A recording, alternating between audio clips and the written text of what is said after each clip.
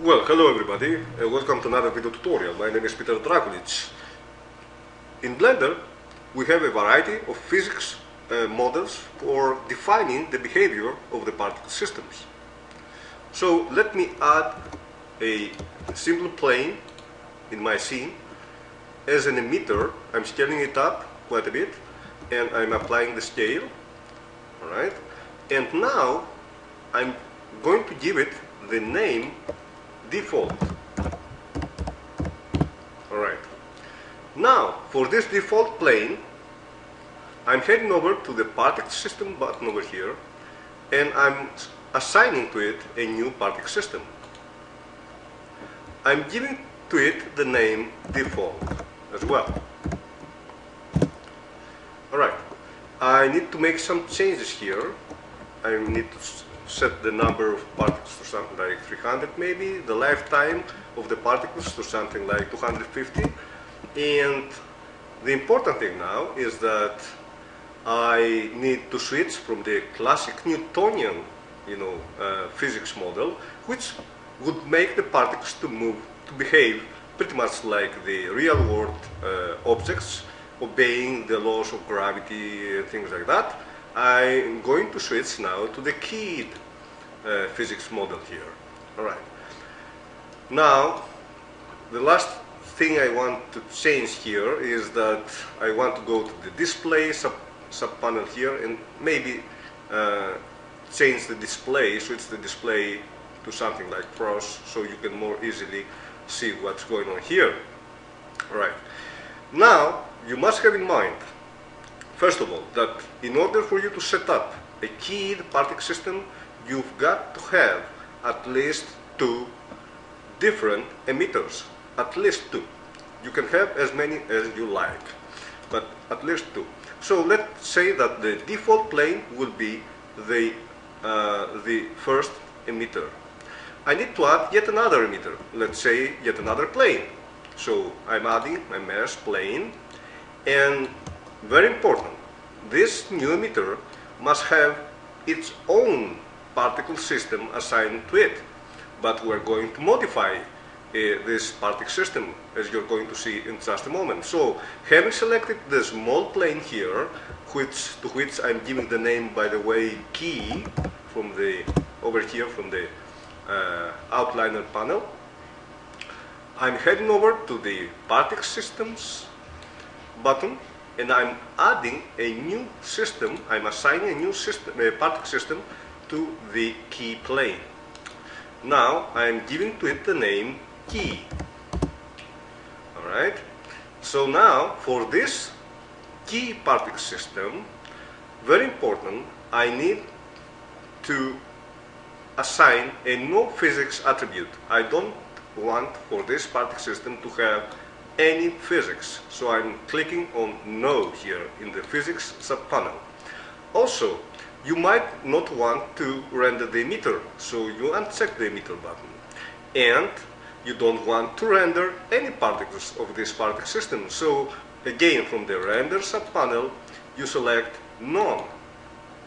Now, since we don't want to see the particles of this key particle system appearing visible, to be visible in the scene, so from display sub-panel, we select none.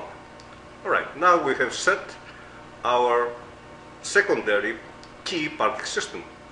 Now, I can go back to my default plane with the keyed particle system assigned to it. And as you can see here, we have a field that is labeled keys. Inside this field, you have to add at least two different key emitters. So by clicking on this little plus icon, I'm adding my first emitter. And let's say that I want my first emitter to be this default plane. So from this selector over here with the box icon here, you select the default plane. Alright, you have also here a field writing system and having the index number 1. That simply means that if you had assigned to the default plane more than one particle system, then the topmost one, the first one, will have the index number 1 assigned to it. The second system will have the number, the index number, 2, and so on and so forth. For the moment, we have assigned just one particle system to our default plane, so we have no other index, so we'll leave it as it is. Now, going on now, we need to add yet another, as I told you before, at least one more, another emitter. So I'm clicking on this little plus icon over here, and this time I'm going to set the second plane, this key plane, to be the second key emitter. So from the selector here, I'm selecting key. So now I have at least 2 key emitters. If I play back the animation, you can see that the particles slowly start emitting from the default plane, heading towards the small key plane. So that's very important first step. We actually have set up a fully functional keyed physics particle system. But one thing you must have in mind, very important: the keyed physics has nothing to do with the Newtonian physics model. So that means if I add, let's say, a plane, another plane here, and let me give to this plane the name collider, and let's say I wanted to make this plane to be a collision object. Let's scale it up quite a bit. Let me apply the scale, and let me give it to it from this physics button over here, a collision attribute. Alright, now normally you would expect that the particles would interact, would collide on this collider or collision object. But this thing, doesn't happen. The particles are going through the collider. They don't recognize it as a collider actually. And this is simply because the keyed particle system physics model has nothing to do actually with the Newtonian physics model. So no colliders will have any effect in the keyed particle system. So please have this in mind, especially if you're thinking to apply the keyed particle system physics model for simulating, let's say, molecules or other fluids that are traveling through tubes, for example. You must take care that you make the emitters smaller than the walls of the tube in such a way that the particles won't interact, won't penetrate the walls of the tubes. Alright? So let me go ahead and delete this collider plane really quick, and let's continue with setting up our keyed particle system. Alright. Now, another thing I want to show you is that the particles are moving slowly because the speed of the particles depends upon the lifetime of the particles. So let me show you this. Having selected my default plane, I'm heading over to the particle system button over here, and let's say I set the lifetime to something like as low as 30. Now you can see the particles are moving much faster. Why does this happen? Simply because now the particles have just 30 frames, that is their lifetime, to get from the default plane to the key plane. So they need to be in a hurry, in a way. Whereas if I set this to 250, you can see they slow down. Why? Because now they have an entire 250 frames, meaning their lifetime to get from the default plane to the key plane, so they are not in a hurry. Okay, that's also very important, and that's the only way you have to set the speed of the particles for the moment. As I told you before, you can have as many key emitters as you want. So I can select this little key plane here, and let me switch over to the side view and press Shift D and duplicate it. Alright, now I have made yet another key emitter. You can see this key emitter from in the outliner being named already key 001. Alright, now I'm positioning this emitter, I'm rotating a little bit, maybe bringing it somewhere here. Now this is going to be the third key emitter. But for this to happen, we have to assign this little key 01 plane as a key emitter. So I'm getting back to my default plane, heading over to the physics subpanel here, and inside this keys field I'm clicking on this little plus icon and I'm adding yet another key emitter. This is going to be from the selector the key 01 emitter now, this little plane over here. So now if I play back the animation, you can see that my particles start traveling from the default plane, going through the second plane, the key plane, and getting to the key 001 plane. Right, now very interesting, you have here an option in the physics subpanel always, you have a loops option over here. Well, if this is set, which is by default, to the value 1, you have no loops. But if you set the value to something like 2, look what's happening now. The particles are making a loop. So they start from the default plane, through the key plane, to the key 01 plane, and then they're getting back to the default plane. So if you see here, the order in the keys field, default key 01. If I change the order, and you can do so by clicking, by hitting on these little arrows, you can move up and up and down the different emitters. If I change the order, now look at that. Now they are heading over to the key 01 emitter, then to the key emitter, and then they go back to the default plane. Maybe I want to set the default plane to be the third in this order. So now they will start, let me start all the way from the start. They will start from the key 01 through the key emitter to the default particle system, and since I have set the loop to 2, they are going to make a loop. If you set the loop here to something, the loop field to something like 3, the particles are moving faster because they have only 250 frames for making 2 loops now. Alright? Given the order of the key emitters here. So I'm stopping the animation, I'm setting the order here as it was from before. Alright, now we have something like this, and I'm setting the loops value to the default 1, so no loops.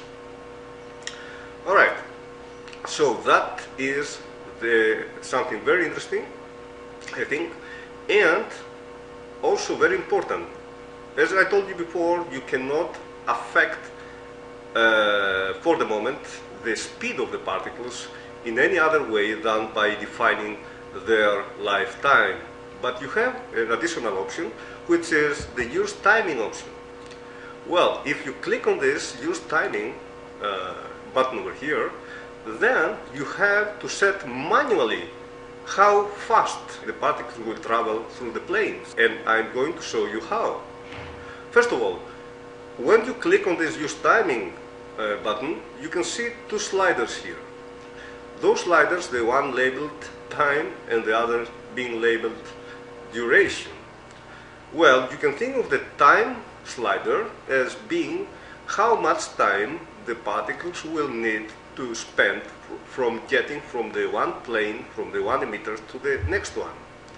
And you can think of the duration slider as how much time the particles will spend staying stuck, whatever, staying on the plane. And I'm going to show you what I mean in just a moment. So first thing I want to do is to leave the default particle system time and duration sliders as they are for the moment. I'm heading over to the key particle system, this little plane. let's say that I wanted for my particles to start traveling from the default plane to the key plane, and I want them to get there in 50 frames. So I'm setting the time here slider to 50. Don't forget, in animation the time is being measured by frames. So I'm setting the time to 50 frames. That simply means that my particles will have 50 frames to get from the default plane to the key emitter.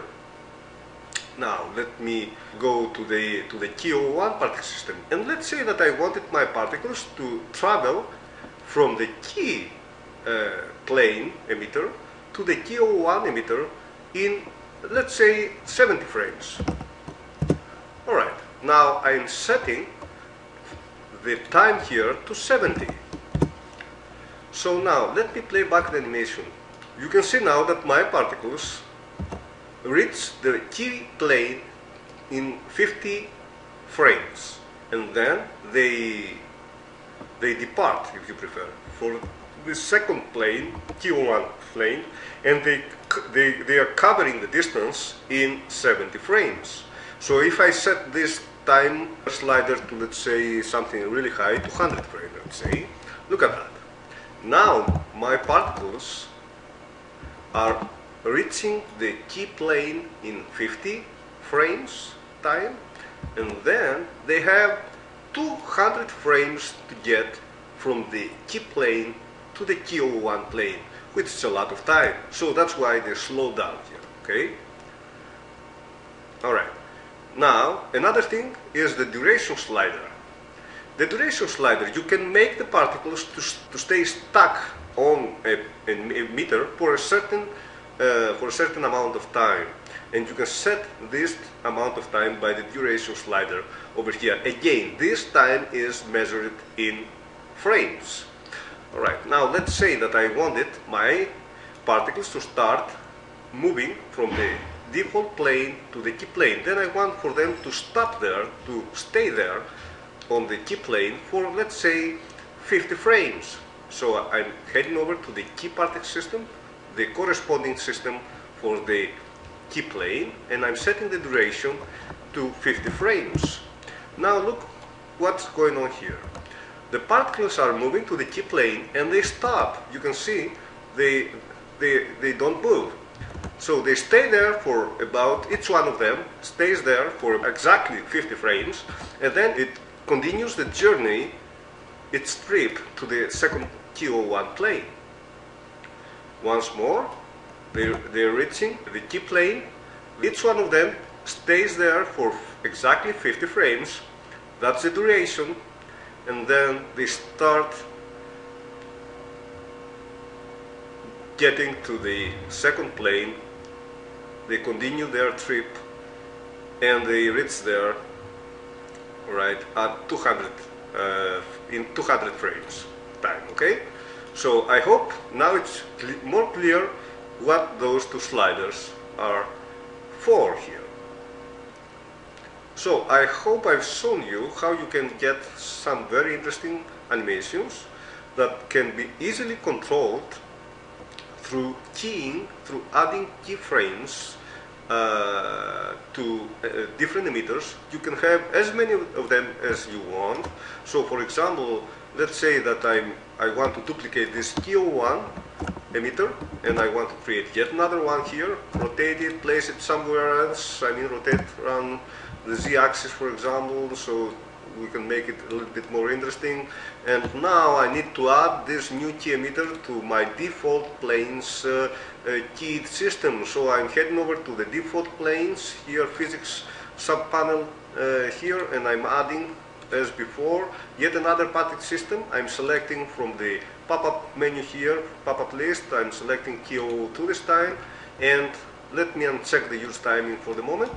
You can see that I have my particles traveling through the space and through the emitters towards, right, and they are making this very nice animation here. You can see it, alright. We normally we use this technique of keyed systems to simulate fluids or molecules that are moving through tubes, and etc. Just have in mind because it doesn't have to do with the Newtonian physics, so the collision objects doesn't work. Just take care to make the emitters a little bit smaller than the walls of the tubes and things like that. So that's pretty much about it. I hope you enjoyed this tutorial. I hope you learned something from this. If you like this tutorial, don't forget to subscribe. See you next time with a hopefully interesting topic, hopefully soon. Until then, have fun and goodbye.